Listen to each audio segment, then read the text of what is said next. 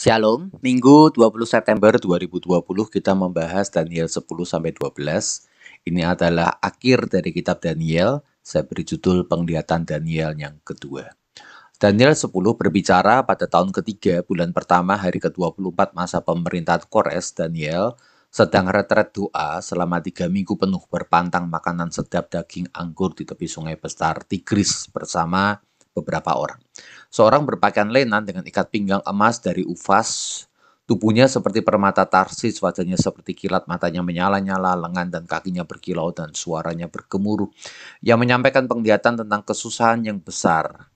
Hanya Daniel yang melihat penglihatan itu, orang lain yang bersama dia tidak melihat tetapi ditimpa ketakutan sehingga lari bersembunyi, meninggalkan Daniel seorang diri. Melihat penglihatan yang besar itu, Daniel lemas dan pucat, bahkan saat mendengar suara pria itu, Daniel pingsan tertelungkup. Namun pria itu membangunkan Daniel dan berkata ia sudah hendak datang di hari pertama sejak Daniel berdoa meminta pengertian. Namun pemimpin kerajaan Persia menentang dia 21 hari lamanya, sampai Mikael datang melawan raja-raja Persia dan pria itu akhirnya bisa menjumpai Daniel untuk memberikan pengertian tentang apa yang akan terjadi pada bangsa Israel pada hari-hari yang terakhir. Daniel tertunduk, lidahnya keluh. Kemudian orang itu menyentuh bibirnya sehingga bicara dan menyentuh badannya sehingga punya kekuatan. Pria itu datang untuk memberitahukan isi kitab kebenaran. Walau nanti aku akan kembali berperang melawan pemimpin Persia dan sudah itu akan melawan pemimpin orang Yunani. Hanya Mikael pemimpin Israelnya akan membantunya. Kita mendapatkan di sini pemimpin Israel, Mikael, juga pemimpin Persia, juga pemimpin Yunani menunjukkan bahwa ternyata memang ada pribadi-pribadi yang dalam bentuk roh ya yang sedang berurusan di dalam sebuah persoalan daripada bangsa. Dan kita juga melihat di sini ada namanya isi kitab kebenaran, dan ketika kitab itu dibukakan, itu ada pada Daniel 11, maka Anda akan mendapatkan seluruh peristiwa sejarah kerajaan demi kerajaan, bahkan peristiwa-peristiwa raja yang satu dan raja yang lain ternyata tercatat dengan rapi di dalam kitab kebenaran ini. Nah, Bapak Ibu, saya nggak akan bacakan keseluruhannya. Ya, saya sudah buat dan saya akan tunjukkan saja sekilas bagaimana ternyata tahun demi tahun lalu pergantian kekuasaan sebelum semuanya terjadi sudah direncanakan oleh Tuhan. Tuhan yang memegang kedaulatan atas sejarah, ternyata memang benar bahwa segala sesuatu sudah tertulis di dalam kitab kebenaran ini. Sampai pada akhirnya dari kitab kebenaran ini kita mendapatkan figur Antiochus keempat atau Antiochus Epiphanes, si tanduk yang menentang Tuhan itu. Nah, paparan yang lebih terperinci Anda nanti bisa lihat di dalam YouTube itu, Anda screenshot atau Anda pause untuk mendapatkan penggenapan dari nubuatan-nubuatan. Ini dalam nubuatan yang paling besar, dalam satu pasal menceritakan lebih dari 100 peristiwa, dan dari 100 peristiwa lebih itu kemudian terbukti semuanya tepat sesuai dengan sejarah. Daniel 12. Saya akan bacakan saja ayat demi ayat, lalu kemudian saya memberikan catatan. Pada waktu itu dikatakan akan muncul Mikael, pemimpin besar itu, yang akan mendampingi anak-anak bangsamu, dan akan ada suatu waktu kesusahan yang besar, seperti yang belum pernah terjadi sejak ada bangsa-bangsa sampai pada waktu itu, tetapi pada waktu itu bangsamu akan terluput, yaitu barang siapa yang didapati namanya tertulis dalam kitab itu. Nah, kesusahan besar ini secara paling wajar harusnya diterapkan pada bangsa Israel, mengingat kata bangsamu. Mikael yang disebut sebagai pemimpin Israel dan Daniel pasal yang ke-11 berhenti di masa Antiochus Epiphanes menunjukkan juga bahwa pada waktu itu berbicara tentang situasi Israel. Namun memang terbuka terjadinya penggenapan ganda. Khususnya ketika kita melihat ayat 2 dan juga ayat-ayat seterusnya. Ayat 2 berkata, dan banyak dari antara orang-orang yang telah tidur di dalam debu tanah akan bangun, sebagian untuk mendapat hidup yang kekal, sebagian untuk mengalami kehinaan dan kengerian yang kekal. Jadi selama masa kesusahan besar yang disebutkan pada ayat yang pertama, lalu kemudian akan diikuti kebangkitan orang mati, sebagaimana disebut pada 1 Korintus pasal yang ke-15. Juga pengadilan untuk menghakimi orang yang hidup orang mendapatkan hidup yang kekal atau penghakiman yang kekal. Tafsiran wajar yang mungkin satu-satunya adalah ini peristiwa menunjuk pada akhir zaman. Berarti betul bahwa yang pertama juga menunjukkan sebuah penggenapan ganda. Orang-orang bijaksana akan bercahaya seperti cahaya cakrawala dan yang telah menuntun banyak orang kepada kebenaran, seperti bintang-bintang tetap untuk selama-lamanya. Ini adalah gambaran tentang saatnya pemuliaan, glorification untuk orang-orang benar dan untuk mereka yang terlibat dalam pemberitaan Injil. Tapi engkau, Daniel, sembunyikanlah segala firman itu, meteraikanlah kitab itu sampai pada akhir zaman. Banyak orang akan menyelidikinya dan pengetahuan akan bertambah. Ayat 4 berkata bahwa akan banyak orang yang ingin mencari selidiki kitab kebenaran.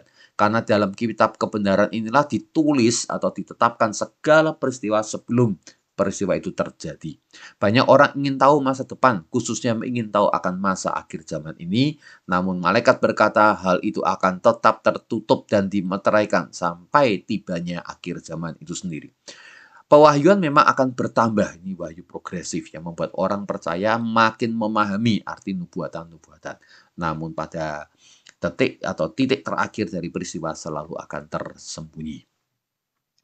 Kemudian ayat yang kelima, Daniel melihat tampaklah berdiri dua orang lain, seorang di tepi sungai sebelah sini, seorang di tepi sungai sebelah sana. Dan mereka bertanya, bila manakah hal-hal yang ajaib ini berakhir? Dan dijawab, 1 masa, 2 masa, dan setengah masa. Dan setelah berakhir kuasa perusak bangsanya kudus itu, maka segala hal ini digenapi. 1 tambah 2 tambah setengah berarti 3,5 masa, nampaknya sejalan dengan Daniel pasal yang ke-7 mengenai kekuasaan tanduk kecil yang muncul dari 10 kerajaan itu. Ini juga bisa dikaitkan dengan pertengahan kedua dari 1 minggu terakhir Daniel 9 ayat 24 sampai yang ke-27. Jelas ini juga menyatakan sesuatu di akhir zaman. Berikutnya, adapun aku memang kudengar hal itu tetapi tidak memahaminya. Lalu kutanya, Tuanku, apakah akhir segala hal ini? Tetapi ia menjawab, pergilah Daniel, sebab firman ini akan tinggal tersembunyi dan termeterai sampai akhir zaman. Seperti biasanya Daniel kalau tidak tahu dia tanya kepada malaikat. Tetapi kali ini ya malaikat tidak memberikan jawaban. Karena segala sesuatu ini adalah miliknya Tuhan atau bagiannya Tuhan. Dan manusia tidak diharapkan untuk boleh mengetahuinya. Anda bisa bandingkan Ulangan 29 ayat 29 serta Amsal 25 ayat yang pertama. Banyak orang akan disucikan dan dimurnikan dan diuji, tetapi orang fasik akan berlaku fasik. Tidak seorang pun dari orang fasik itu akan memahaminya, tetapi orang bijaksana akan memahaminya. Di masa kesengsaraan ini dikatakan orang-orang benar akan disucikan, dimurnikan, dan diuji. Namun orang yang fasik ketika mendapatkan kesengsaraan, mereka tidak memahaminya dan mereka justru menunjukkan akan kefasikan di dalam hatinya. Maka kalau kita orang yang bijaksana mengerti firman, terima ya situasi yang ada sebagai waktu di mana Tuhan menyucikan, memurnikan, dan menguji. Sejak dihentikan korban sehari-hari dan ditegakkan dewa-dewa kekejian yang membinasakan itu ada 1290 hari. Berbahagialah orang yang tetap menanti-nanti sampai mencapai 1335 hari. Nah, ini angka-angka juga tidak banyak orang bisa memberikan tafsiran yang baik. Dan saya tidak akan menjelaskan juga sekarang ya karena masih menunggu pemahaman kita di dalam bagian-bagian yang lain khususnya dengan kitab Wahyu. Ayat terakhir dari Daniel, tetapi engkau pergilah sampai tiba akhir zaman dan engkau akan beristirahat dan akan bangkit untuk mendapat bagianmu pada kesudahan zaman. Puji Tuhan, malaikat hanya berkata untuk engkau satu hal aja yang kau mengerti, engkau juga akan mengalami akhir zaman pribadi. Namanya eskatologi pribadi. Setiap orang akan mengalami masa di mana kita menyelesaikan segala sesuatu di dunia ini, kita akan meninggal dan kita akan menerima bagian yang sudah ditentukan pada kesudahan zaman. Maka biarlah kita selalu berjaga-jaga atas eskatologi universal saat Kristus datang kedua kali. Namun lebih penting juga eskatologi pribadi saat Kristus datang menjemput kita pulang ke rumah Bapa. Dan biar kiranya kita berfokus pada perkara-perkara yang penting dan benar untuk kehidupan kita. Dan tidak kemudian terfokus pada perkara-perkara yang masih jauh sambil kita berjaga dan mengantisipasi menantikannya. Mari kita berdoa. Ajar kami seperti Daniel, seorang tokoh pendoa yang luar biasa, yang betul-betul mengenal akan hati Tuhan, bahkan akhirnya engkau menyingkapkan banyak rahasia-rahasia penting atas sejarah ini. Kami juga mendapatkan pelajaran bahwa engkau adalah Allah yang berdaulat atas segala peristiwa, dan kami ingin mengagungkan engkau atas pengaturanmu di dalam sejarah akan dunia ini pun juga dalam sejarah setiap kami pribadi, lepas pribadi. Kami juga mendapatkan pengertian tentang peperangan rohani di dalam doa. Maka ajar kami untuk berdoa dengan tekun, seperti Daniel yang berdoa dengan tekun sampai Tuhan memberikan jawaban atas permohonan kami. Kami merindukan Tuhan saat di mana Engkau memuliakan kami, dan kami boleh berjumpa dengan Engkau di dalam kemuliaan. Di dalam nama Tuhan Yesus kami berdoa. Amin.